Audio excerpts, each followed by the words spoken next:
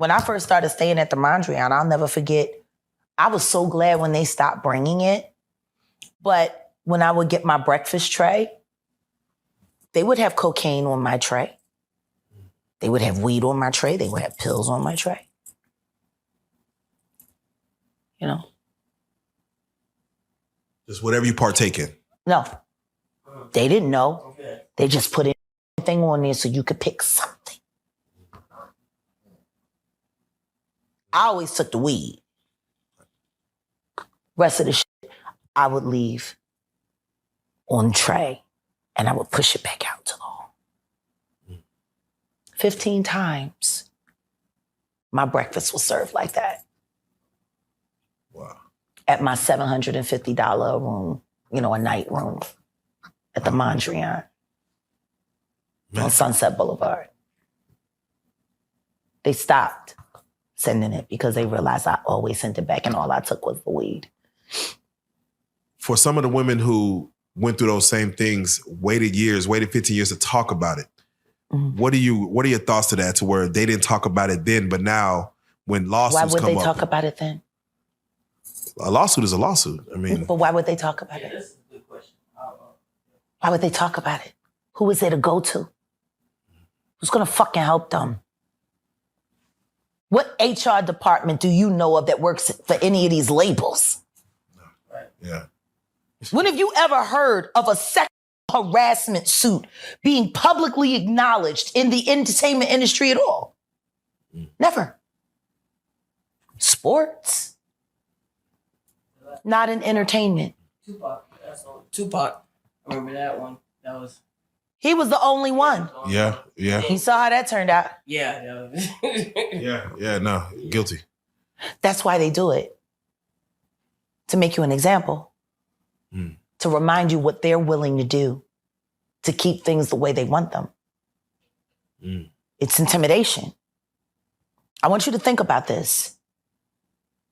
Allegedly, Sean Carter is responsible for enacting Hype Williams to put Aaliyah on a faulty plane to move her out the way as punishment for rejecting him, and so he could level up Beyonce, who was struggling. Let's just say allegedly that happened. Now I want you to think about 106th Park with Mary J. Blige. Free, who is a victim of Sean Carter. Yeah. Mary J. Blige, who was a victim of Sean Combs, are sitting there talking about the death of Aaliyah amongst each other. Think about that. You got a Diddy victim, you got a Jay-Z victim, and you got a superstar gone. They know what happened. And yet, they had to sit there and have that conversation like they didn't know who did it. Think of the power of that moment.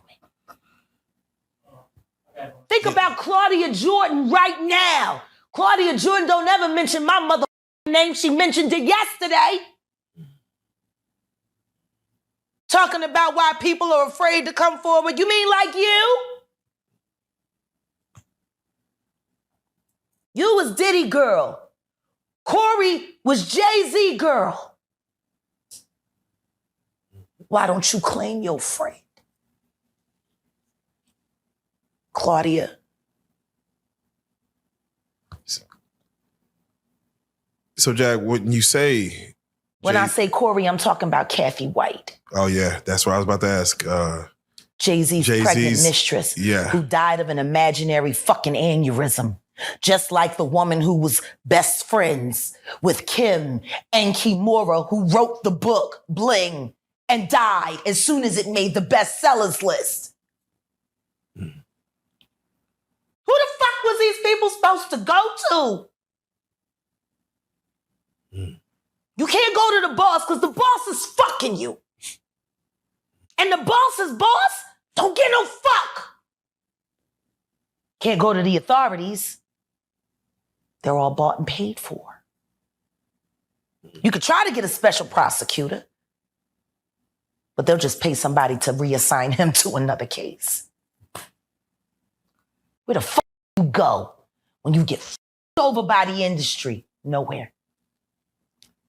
That's where you go nowhere, which is where people like me step in.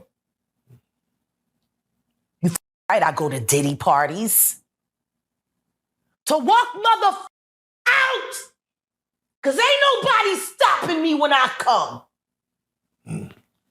It seemed like it's men who... They not men. I'm a bisexual woman. I'm the B in the LGBTQ plus and the XYZ. A gay man is a gay man. A sexual being is a sexual being. A sodomite is a predator. If it don't apply, let it fly. Period. What else we supposed to call these fairy ass bitches? Real life.